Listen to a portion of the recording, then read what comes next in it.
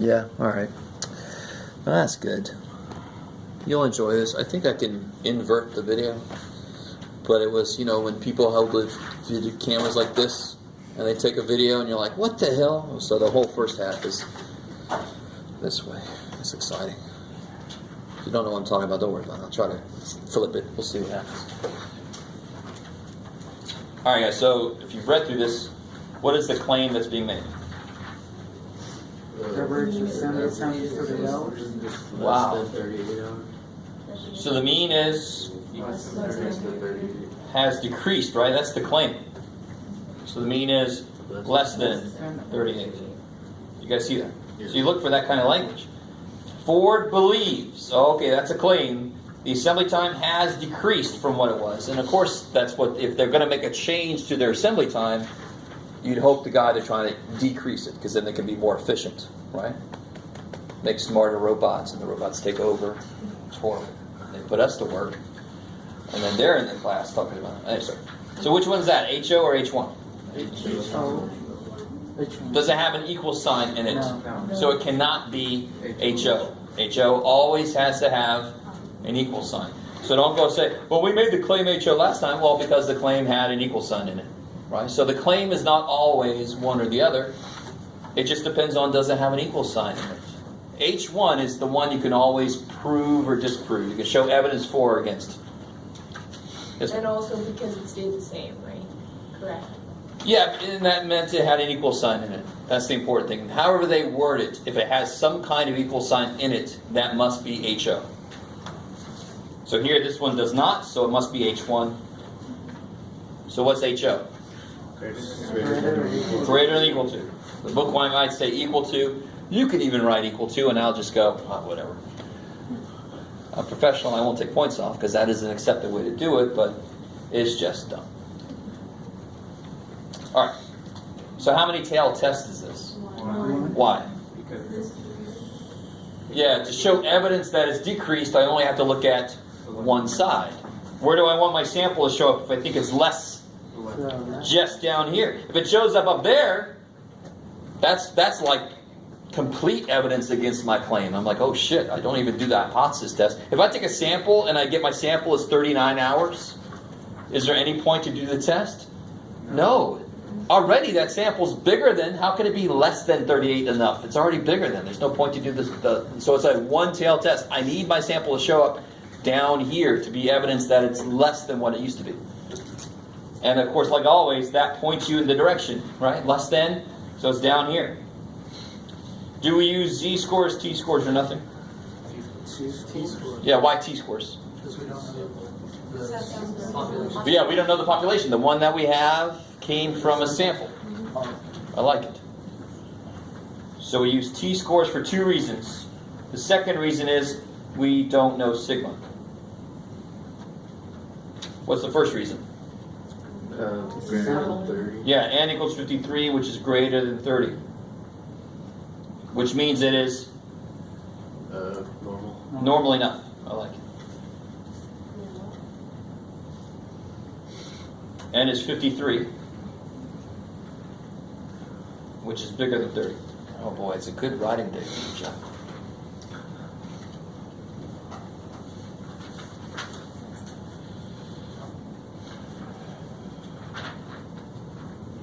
And let me just say this. If you get to the point where you're actually doing statistical analysis and you're writing up little things, you might never use any of these steps directly, but every step we're doing would relate to things that have to show up for people to take you seriously.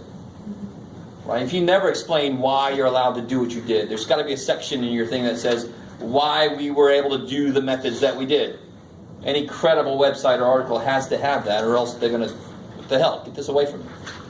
Anyway, so that's a quick little thing. So T-score. So I know I use T-scores. I know it's a one-tail test. What's my degrees of freedom? 52. That's another one, yeah. And alpha is 0.01. Yeah, I told you up here. 0.01. So let's see, one-tail test. I have to use what for my degrees of freedom, actually? If you look at it. 50. So which column am I looking at? One tail test, 0.01. Which column? Second. Second column. Yeah, one tail test, 0.01. Do you see that? I mean, that's just way too nice. That's way too nice. And then I go down until I get to 50. Pop. 2.4. Negative. Yeah, 2.403, and I like it. So 2.403 is what we know now. And then I go back to where my tail is here. So it's actually, Negative 2.4. we are the human. We need to know that it's negative. The chart's just going to tell me what the number is. You have to realize that it's negative because it's down there. Yeah. Sorry. Thank you. Please keep me. Thank you. I don't use this enough. I'm like, oh no. So how do I say this in words?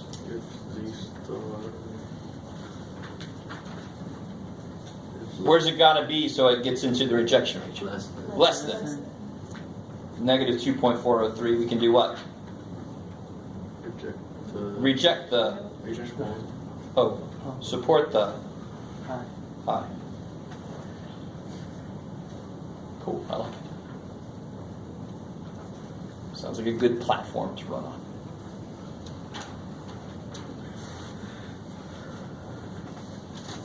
So I know you can get lost in the details, but this step is just saying where my sample has to show up to show evidence that it can't be this. So if I show up here, well, shit, that's really close to what they thought. I can't say, but if I show up there, I'm like, all right, you're wrong. You're in the wrong place. You know, does that make sense? That's the idea. That's why this picture, I want you to draw a picture. It makes visual sense. Is what I hope.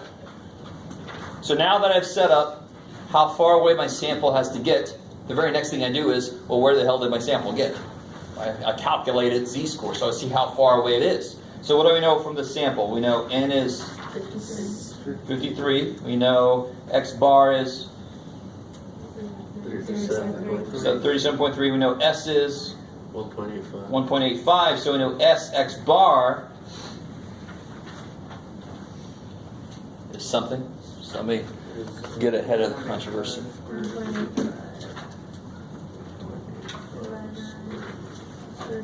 53, right?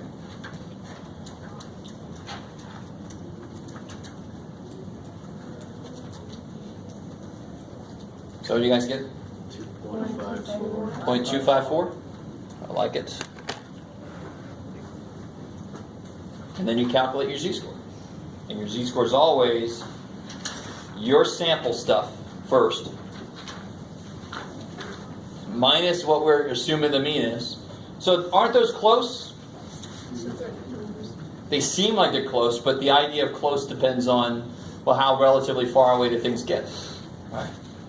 So if I said, are we close to Alpha Centauri, which is 4.3, 5.3? Roughly 5 light years away. That sounds really far away, but relative to every other star in existence, we are really close to that star. That didn't help anybody else, Jeff. You're all like, stars? What the hell's stars? I see a star. All right, sorry. So these look like they're close, but what do you get when you divide by the standard deviation? How many standard deviations are between them?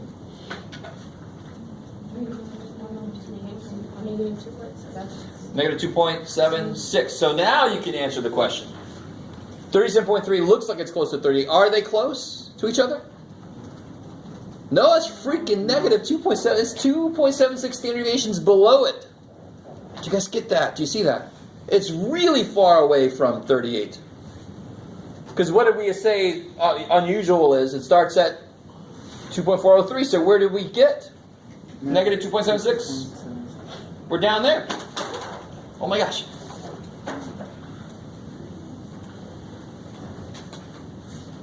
So it is very far away.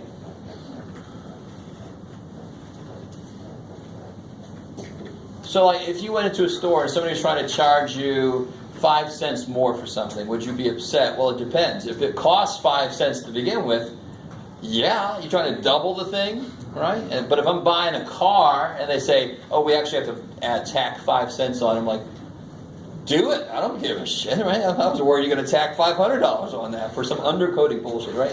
You guys got to see what I'm saying? So it's relative to what things are. Relative to the data, that is really far away.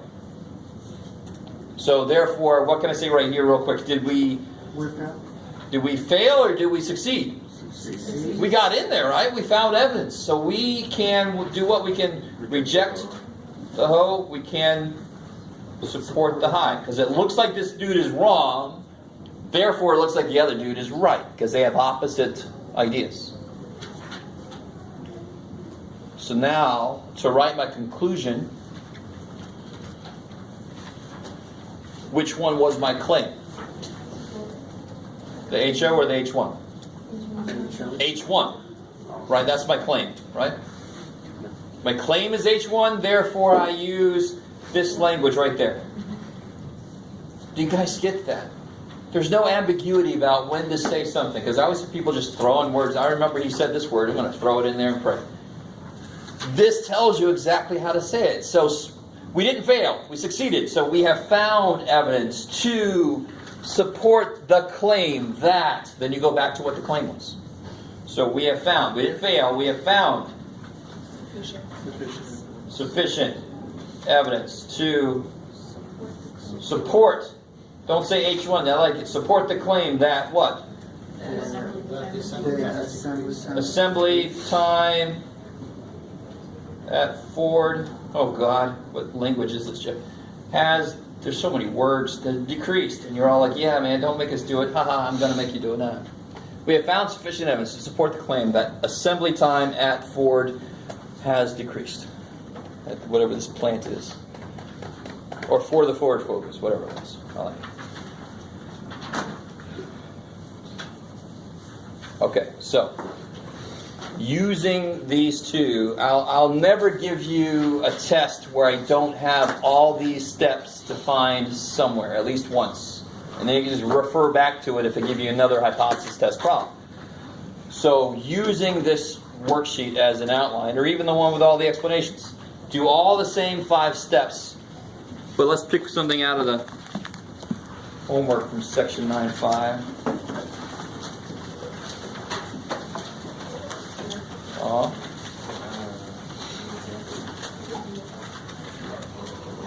Yeah, it's so weird, these freaking poem problems, so thank God I didn't assign any of those. It's just weird. Sorry. I'm not saying poetry is weird. I'm saying poetry problems in a math book. This is weird. So let's see, which one of these looks interesting?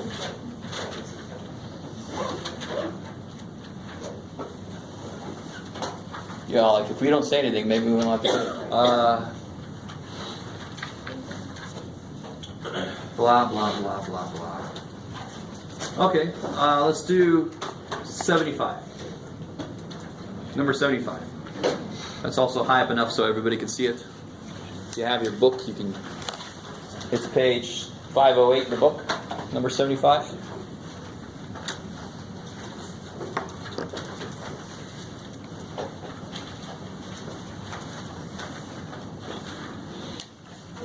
Crap, Jeff, what'd you do? 75? 75. Try to make it a little bit bigger. And not lose anybody. Don't look, you're all getting sick now. There we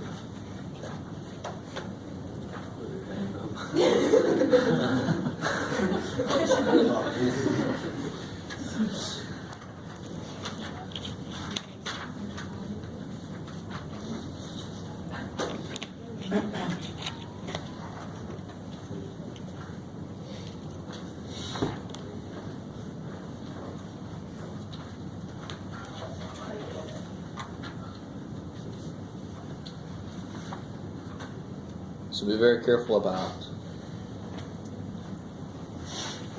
Oh, come on now, wait a minute. Alright, so what's the claim? That mu is greater than 19. I like it. Okay, good. So this will work. Okay, I got you.